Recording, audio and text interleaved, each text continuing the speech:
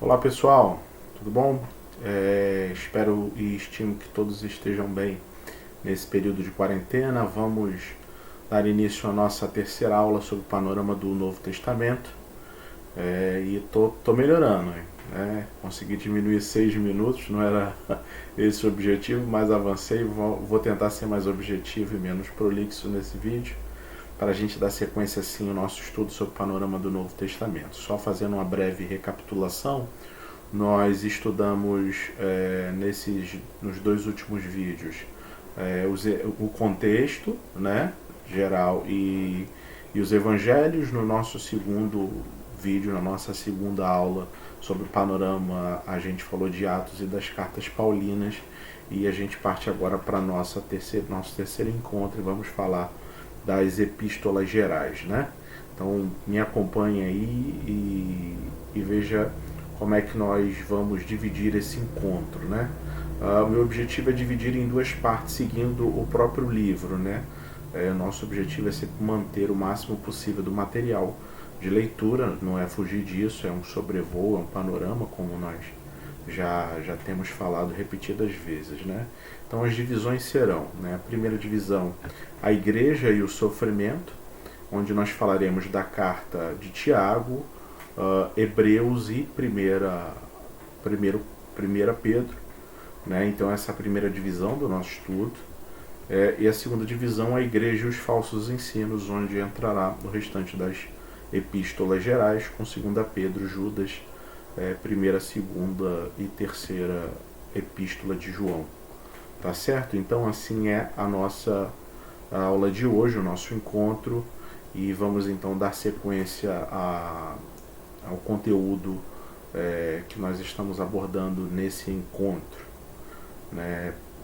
Vamos lá, vamos pensar, né? Nessas divisões é interessante pensar o que a igreja que sofre, né? O que seria isso, né? Que se encaixam aquelas três primeiras cartas, né? Tiago, Hebreus e 1 Pedro, né? Qual é o contexto para que a gente assim entenda as cartas que queremos abordar aqui?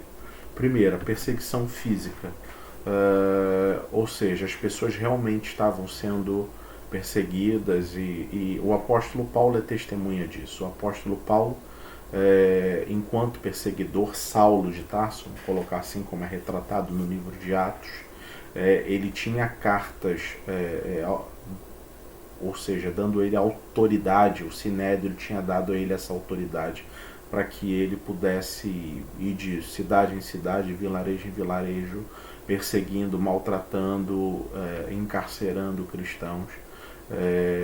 E quando o texto diz que ele respirava ameaças e morte, dentro de um contexto assim bem violento, bem virulento, algo realmente, é um ataque físico. Então a igreja, bem no seu nascedouro, começa a sentir uma perseguição muito grande, mesmo de seus próprios compatriotas. Então havia sim num primeiro momento, uma perseguição física muito grande. Cheguei a mencionar em um dos outros vídeos o fato de a perseguição ter se iniciado em Jerusalém de tal modo que a igreja se expande, ela vai a Samaria e prega o evangelho aos samaritanos, porque já tinham sido expulsos de Jerusalém, assim como eles vão para o restante do mundo como a partir desse momento persecutório. Então, persecutório. Então, gente, sim, a igreja sofre uma perseguição física muito intensa nesse período de início, né? Há também a perseguição teológica e religiosa, né? Teológica são os debates não simplesmente de troca de ideias ou de amadurecimento de discurso, algo polido, não. Eram ataques realmente à maneira de pensar, à maneira de se perceber a palavra de Deus e tudo isso. Há uma infiltração de teologia negativa, de falsos mestres, e isso conduz a igreja ao sofrimento, à perseguição religiosa, um dos exemplos da perseguição religiosa.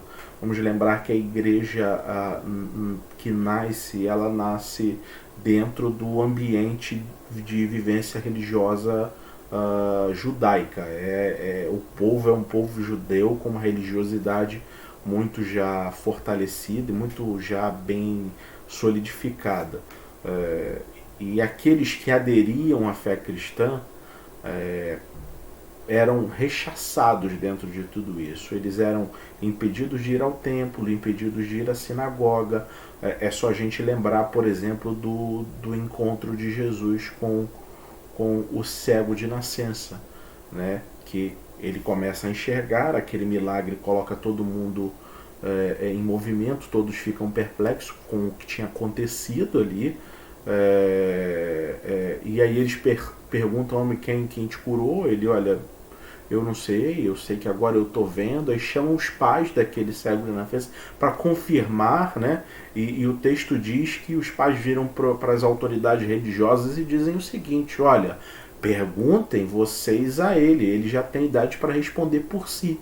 E o texto complementa, eles falaram dessa forma porque eles tinham medo das autoridades religiosas e de serem expulsos da sinagoga. Então havia uma perseguição religiosa para todos aqueles que aderiam, que era chamado na época de o caminho, né? Ainda não tinha esse contorno de cristão. Primeira vez que a igreja ou os discípulos de Jesus são chamados cristãos na Antioquia, né? E mesmo assim de modo pejorativo, né?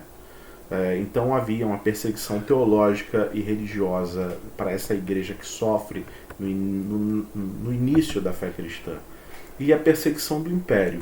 A perseguição do império ela surge mais por conta de uma pressão dos judeus do que de uma iniciativa do Império Romano, né? Há sim alguns problemas com a crença do cristianismo com o pensamento e a estrutura política do império, porque, por exemplo, o termo grego Kyrios, quer dizer Senhor, só deveria ser direcionado aos Césares, só ao imperador.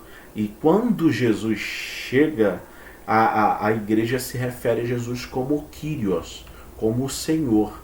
E isso, obviamente, coloca em xeque, né, essa relação do império com a fé cristã. E outra coisa, o império não perseguia nenhum tipo de religião já existente antes do seu domínio, mas era proibido o surgimento de qualquer nova religião. Então, enquanto o império percebe o cristianismo como uma ramificação do judaísmo, ele não se intromete muito nesse assunto, né? E ele só vem a se intrometer quando, primeiro, fica evidente que o cristianismo é uma religião distinta do judaísmo, e normalmente por conta de denúncia. Não era nada de um movimento muito organizado, eram movimentos pontuais de perseguição e muitas das vezes baseados em denúncias de judeus que, ou seja, faziam todo um movimento numa cidade, bagunçavam tudo, alteravam o ânimo de muitos. A gente vê isso com muita clareza no livro de Atos. E esse incômodo social que acontecia, obviamente, incomodava as autoridades do império, que tinham que tomar medidas. E lembrando daquilo que a gente já falou, de uma das coisas importantes para Roma era a paz romana. E, ou seja, esse movimento de desconforto social que os judeus, que eram perseguidores do cristianismo, causavam e culpavam o cristianismo desse alvoroço todo, obviamente Roma tinha que tomar providências para que isso acabasse, e sobrava para os cristãos dentro desse contexto como um todo. Tá bom? Então vamos entrar, saindo desse momento da igreja que sofre. Esse é o contexto de sofrimento, né, de perseguição. Sim, havia perseguição física, havia perseguição religiosa, teológica, e havia perseguição também por parte do império. Então a igreja toda, no seu nascedouro, na sua gênese, ela passa por muitos momentos de sofrimento, tá?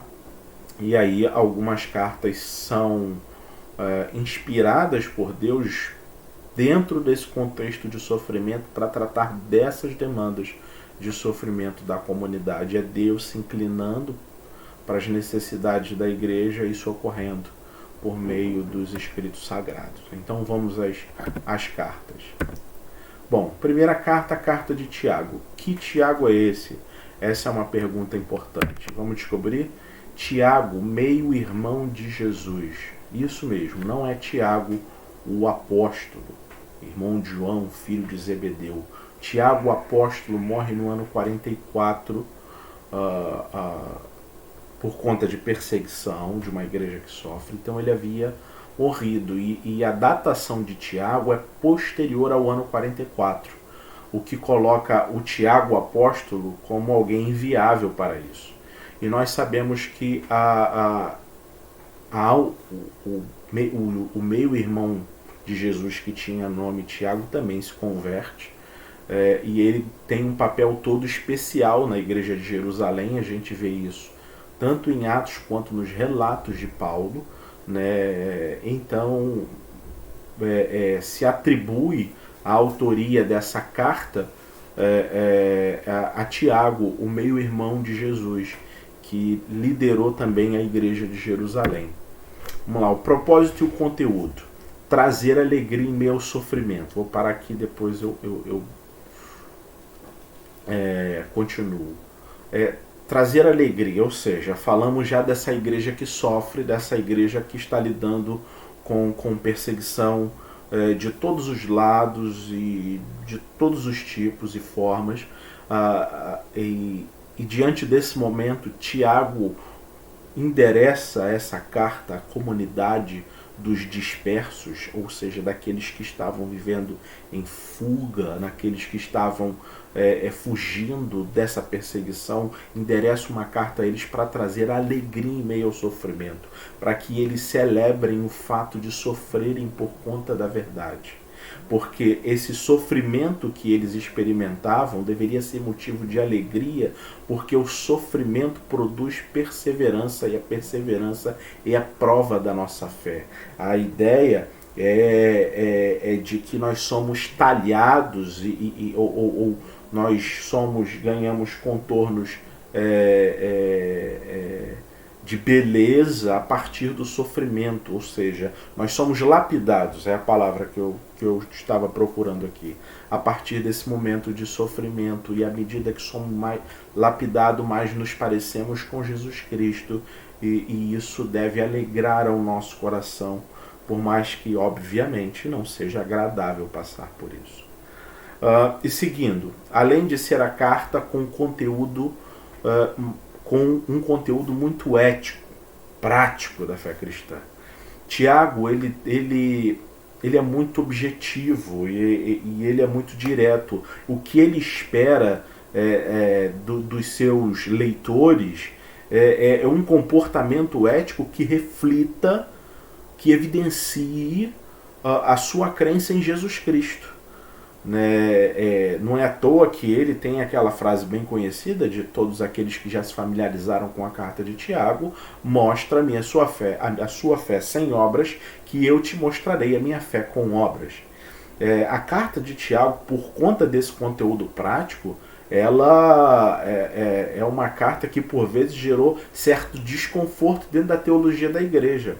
Por exemplo, Lutero, o grande reformador, quando ele faz a sua tradução do Novo Testamento do grego para o alemão, para o vernáculo popular daquele período dele ali, ele pega a carta de Tiago e põe por último no cânon, porque ele considerava, palavras de Lutero, uma carta de palha, porque ele achava que Tiago discordava do apóstolo Paulo, que falava que a salvação vem pela graça e não por obras, por compreender que Tiago, na verdade, queria que as pessoas fizessem obras, né? Uma fé que é salva por meio das obras. Mas Lutero, depois, com o tempo, se reconcilia com Tiago, né? E começa a perceber de que Paulo está tratando de um assunto quando fala sobre fé, e a fé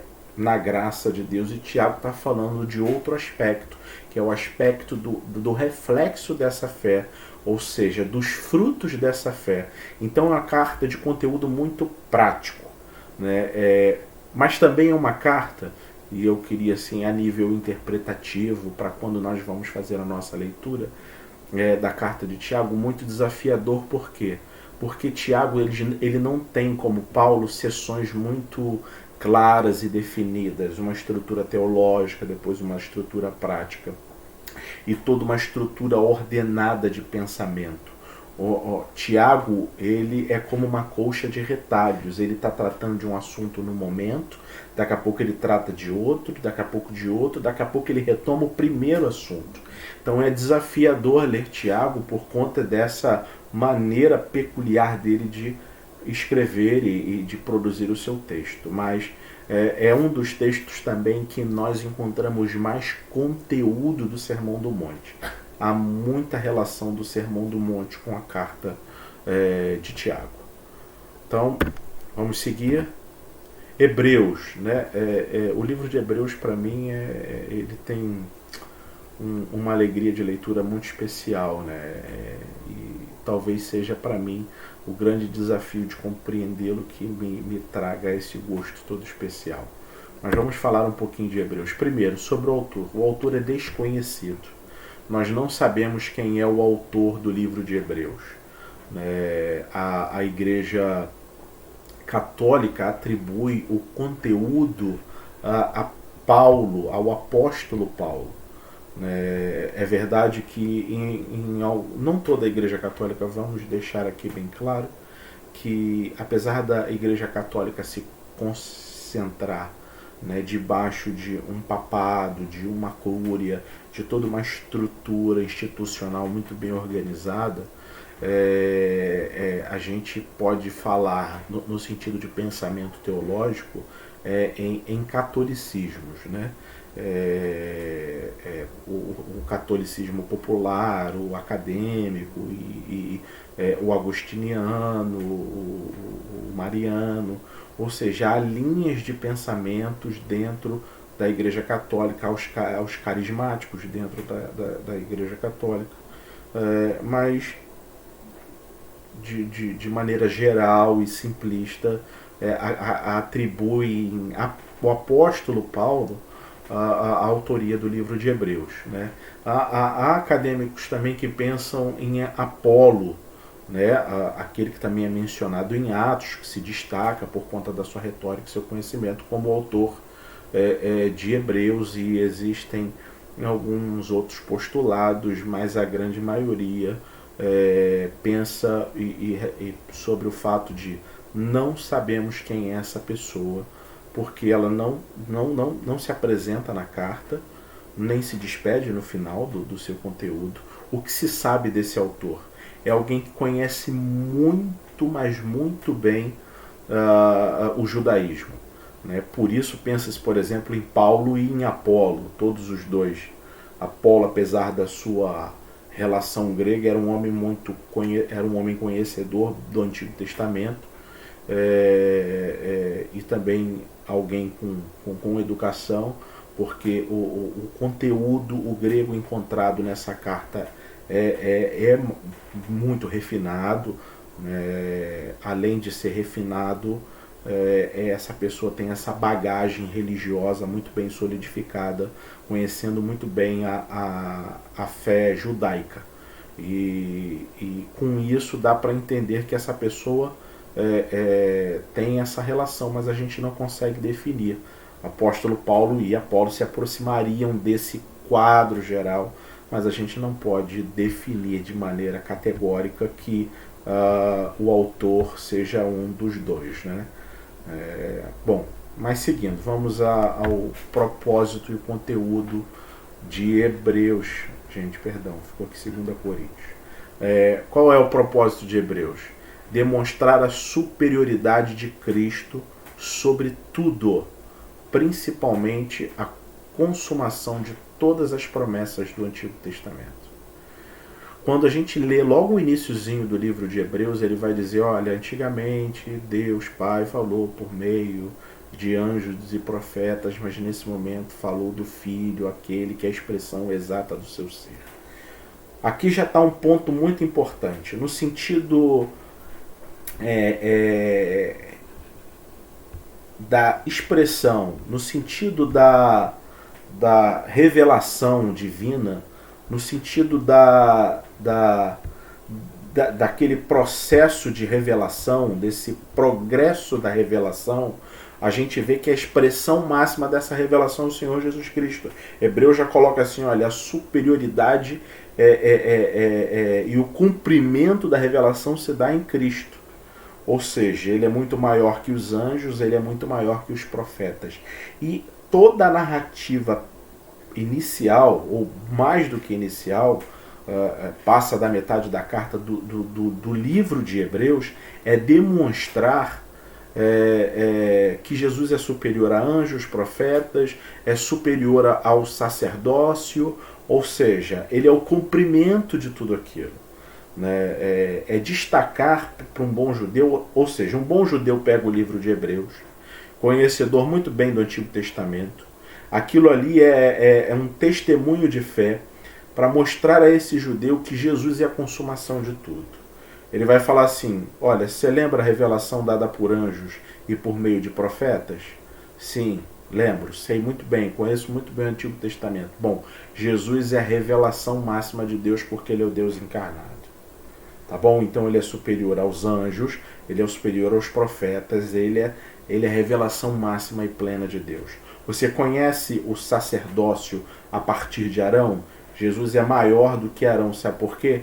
Porque Jesus o sacerdócio dele é da ordem de Melquisedeque. A ideia ali é demonstrar, ou seja, ele não tem uma genealogia, ele é sacerdote desde a eternidade. Então, ou seja, o livro de Hebreus vai pegando esses pontos fundamentais da fé judaica e demonstrando que são cumpridos em Jesus Cristo. Que Jesus Cristo, vamos dizer assim, é o desfecho de toda a revelação do Antigo Testamento. Todo o Antigo Testamento culmina em Jesus, todo o cumprimento culmina em Jesus. Ele vai dizer, por exemplo, sobre o sacerdote, dizendo, olha, o sumo sacerdote só podia entrar uma vez por ano no Santo dos Santos e oferecer sacrifício por ele e pelo povo. Jesus é o supremo sumo sacerdote que entrou uma única vez e suficiente vez no Santo dos Santos, não para sacrificar por ele, mas sacrificar por nós, e ele mesmo sendo sacrifício. E o seu sacrifício não tem necessidade de ser refeito, é feito de uma vez por todas. Ou seja, ele nos dá a partir disso acesso, o véu é rasgado e nós temos acesso agora ao trono da graça divina.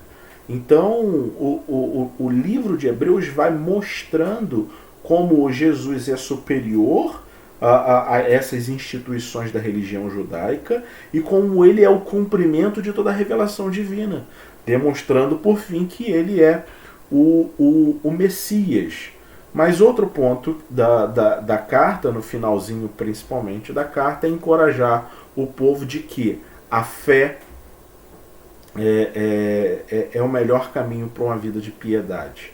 E a gente, por exemplo, conhece muito Hebreus 11, a galeria da fé. Então o convite de Hebreus é mostrar a superioridade de Cristo, assim como também revelar ao povo, demonstrar ao povo que era o leitor, provavelmente judeus do primeiro século, que o caminho da fé e não da lei, mas na fé naquilo que Jesus fez, era o caminho de piedade que conduziria ao trono da graça de Deus. Né? Vamos seguir. A última carta da igreja que sofre a nossa divisão é o primeira carta de Pedro. O autor é o apóstolo Pedro. E o propósito e o conteúdo é demonstrar que o sofrimento faz parte da vida do discípulo. Pedro também destaca a esperança no meio da dor.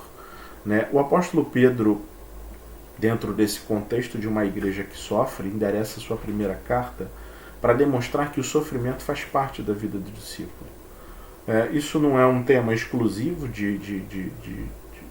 da primeira carta de Pedro. Por exemplo, o apóstolo Paulo vai dizer para Timóteo que todos aqueles que querem viver piedosamente passarão por perseguição. Então Pedro, vamos dizer assim, só está ecoando todo o ensino bíblico, o ensino de Jesus. Olha, se eu que sou mestre fui perseguido, sofri, vocês enquanto discípulos não esperem que sejam maiores do que seu mestre. Vocês passarão por tudo isso. Então Pedro mostra que faz parte dessa vida do discípulo passar por sofrimento. O discípulo de Jesus, inevitavelmente, pela profissão de sua fé, quando ele vive uma fé autêntica e verdadeira, ele enfrentará algum tipo de sofrimento.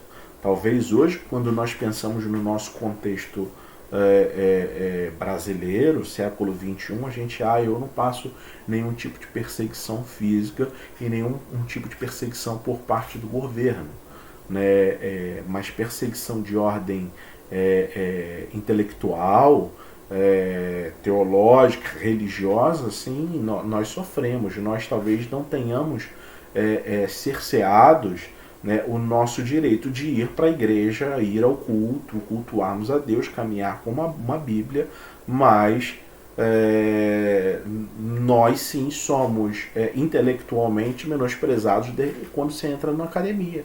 Quando você vai para a faculdade, muitos dos nossos jovens, dentro do ambiente acadêmico, são desprezados pela profissão de sua fé.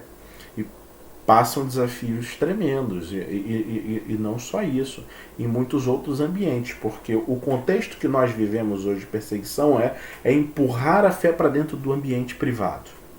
Né? Ou seja, não, você não tem problema nenhum ter fé, desde que seja na sua casa ou dentro do templo da tua igreja.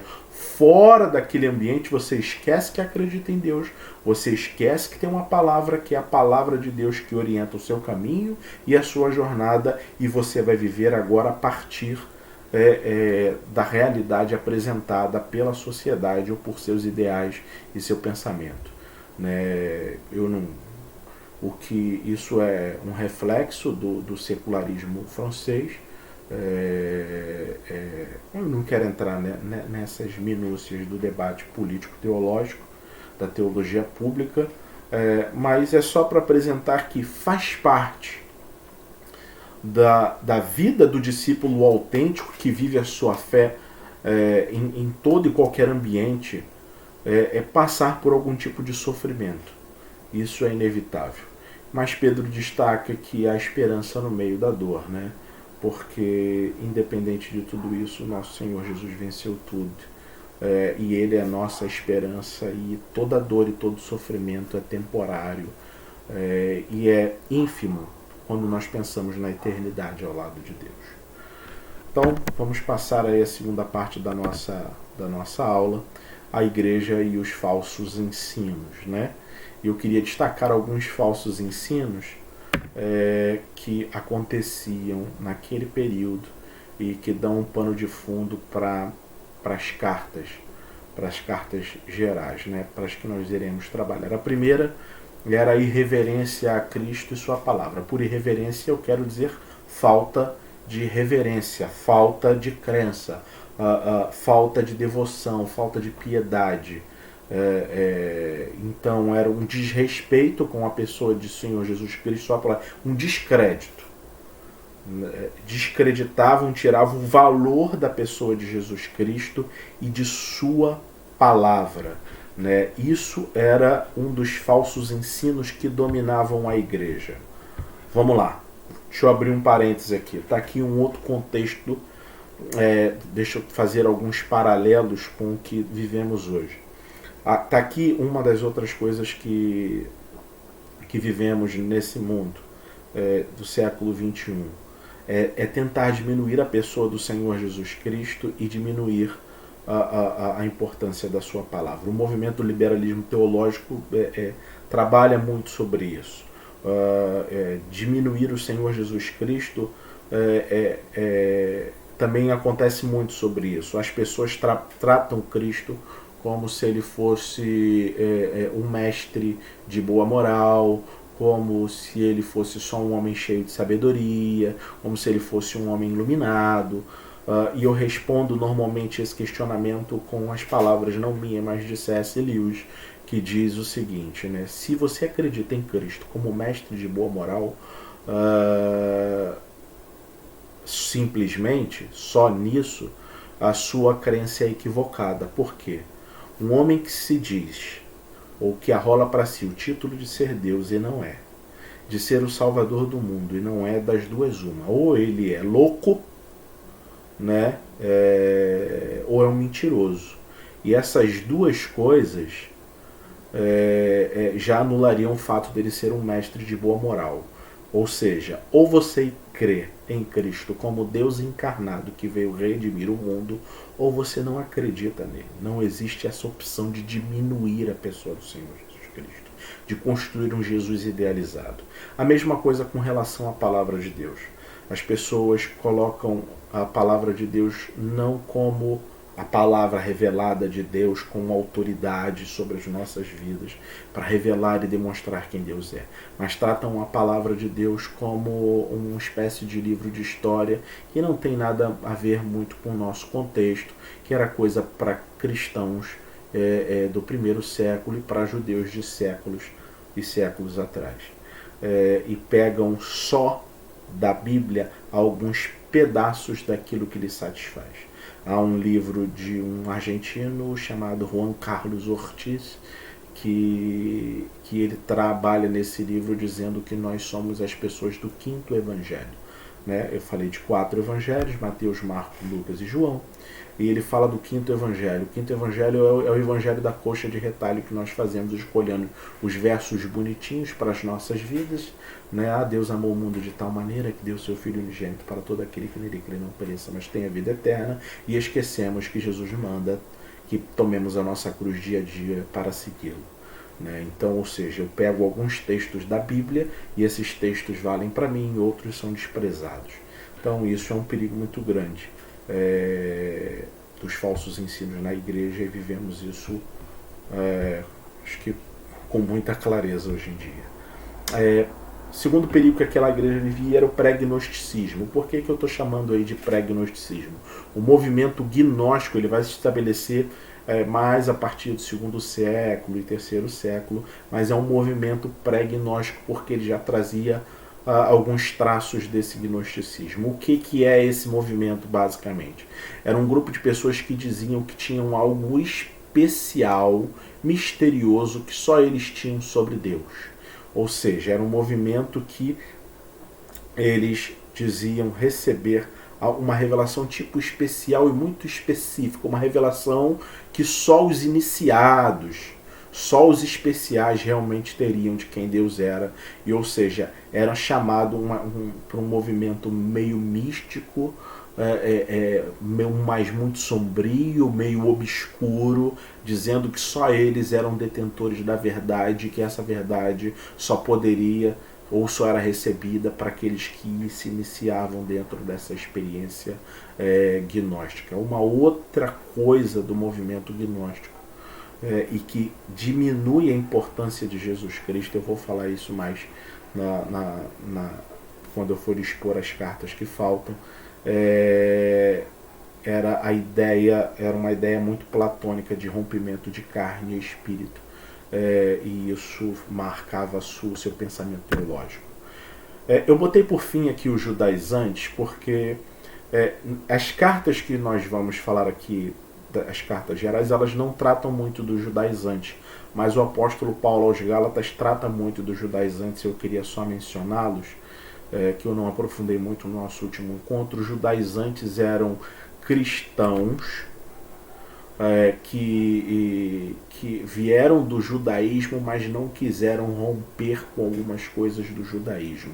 Então ainda observavam festas, dias, datas, a lei, como se aquilo realmente fosse necessário para a salvação, circuncisão e coisas afins. Há muito de judaizantes hoje na igreja brasileira, pessoas que querem que você guarde certos dias específicos, celebrem certas festas específicas, carregam a Arca da Aliança dentro da igreja. Eu fico me perguntando, esse pessoal que carrega a Arca da Aliança, se leu realmente o Antigo Testamento, porque se eles não são descendentes de Levi, de Arão, se eles não são levitas de genealogia ou de árvore genealógica, eles seriam fulminados. Então é falta de leitura bíblica. Então é só um detalhe. Mas vamos seguir para a gente fechar mais 6 minutos mais cedo. 2 Pedro, né? Não vou entrar no autor, porque a gente já falou do autor de primeiro, o livro de Pedro. Propósito e conteúdo: Deus como provedor das nossas necessidades espirituais. Ou seja, Deus é as nossas necessidades espirituais. Aquilo que a gente precisa para viver uma espiritualidade saudável. Deus é o provedor dessas necessidades. Deus é aquele que concede aquilo que precisamos para viver uma vida autêntica na sua presença. Então a espiritualidade nada mais é do que um movimento de dependência de Deus para que Ele nos nutra com as benesses do Espírito para que vivamos com santidade, de acordo com a sua vontade. Como é uma carta de refutação aos falsos mestres, há, obviamente, um chamado à valorização da palavra de Deus como palavra inspirada de Deus, como a palavra revelada de Deus, como autoridade e autoritativa para as nossas vidas. Então, a segunda carta de Pedro dá uma valorização da palavra de Deus como esse elemento da fé e da vivência espiritual. E, por fim, a advertência escatológica quanto aos falsos mestres. Pedro deixa claro que aqueles que são falsos mestres, infiltrados na igreja, tentando desviar a espiritualidade dos filhos de Deus, serão punidos no escatom, nos últimos dias. Receberão o justo julgamento. Judas, só um trechozinho, carta bem curta. Judas é meio-irmão de Jesus, assim como Tiago, né? Não, obviamente não é o Judas Iscariotes, né? Então, o Judas, o meio-irmão de Jesus, a tradição pelo menos afirma isso. Não temos evidência de que seja outra pessoa que tenha escrito tal opúsculozinho. Né? Propósito e conteúdo de Judas: alerta contra a incredulidade, o perigo de abandonarmos a fé, abandonarmos não, que seria apostasia, mas de mantermos no ceticismo, um ateísmo, uma incredulidade. Não é dúvida. Certo pastor já disse que a dúvida é a doença da fé, e a incredulidade é a ausência da fé. Então, crentes têm dúvidas, né, que são sanadas aos pés de Jesus Cristo, mas o incrédulo não tem a quem recorrer. Então ele alerta contra a incredulidade, que é fruto do trabalho de falsos mestres. Quantos vão para ambientes que se dizem religiosos e saem de lá ateus, porque são introduzidos ou conduzidos à incredulidade? O liberalismo teológico fez isso, porque quando você começa a tirar, por exemplo, a divindade de Jesus Cristo, os milagres de Jesus Cristo, desacreditar nisso, você abandona o fato da existência de Deus e de um Deus que se revela de modo pessoal e amoroso. Então, tirou um dos elementos da construção do pensamento cristão. Obviamente, o caminho provável é o ceticismo. Nesse pequeno opúsculo, Judas também revela o caráter dos falsos mestres. Ele deixa ali pistas e traços para que nós identifiquemos aqueles que, na verdade, são pedra de tropeço, são instrumentos de Satanás, né? E também, assim como 2 Pedro, ele demonstra o desfecho dos que seguem o mau caminho. Agora, não só os mestres, mas os seus seguidores. As nossas últimas 3 cartas, mas num único slide, 1ª, 2ª e 3ª João. O autor é João, o apóstolo. Propósito e conteúdo de 1ª João: defender a natureza de Jesus contra o gnosticismo. que ele quer dizer com isso? Resumidamente aqui, ele diz o seguinte: aqueles que não acreditam que Jesus veio em carne são um anticristo. O que ele está... Os gnósticos, como eu disse, por conta de uma filosofia platônica que entendia como o corpo como cárcere da alma, e quando eles olhavam para Jesus, e Jesus sendo Deus, eles não poderiam imaginar nunca um Deus encarnado, um Deus que tomou a natureza de homem. Então Jesus ou era uma espécie de elemento fantasmagórico com formas humanas, e quando, por exemplo, eles chegam na crucificação, mas e quem foi crucificado? Deus cegou todo mundo e eles crucificaram Judas, por exemplo. Há livros gnósticos que vão dizer que crucificaram Judas, vão dizer que crucificaram Simão Cirineu, que ajudou a carregar a cruz, mas Jesus mesmo não foi crucificado porque ele não tinha corpo para ser crucificado.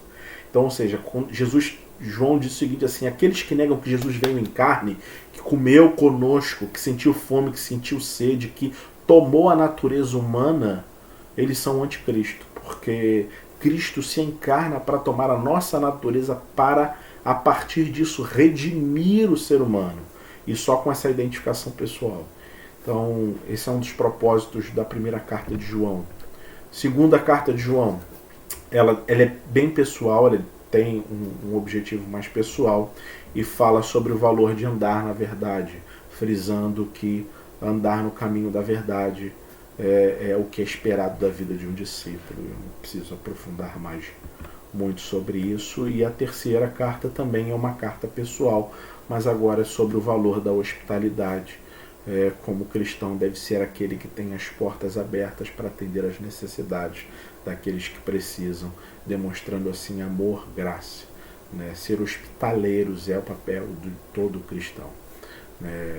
Então, gente, essa foi a nossa terceira aula. Eu tentei ser um pouco mais breve, mais objetivo.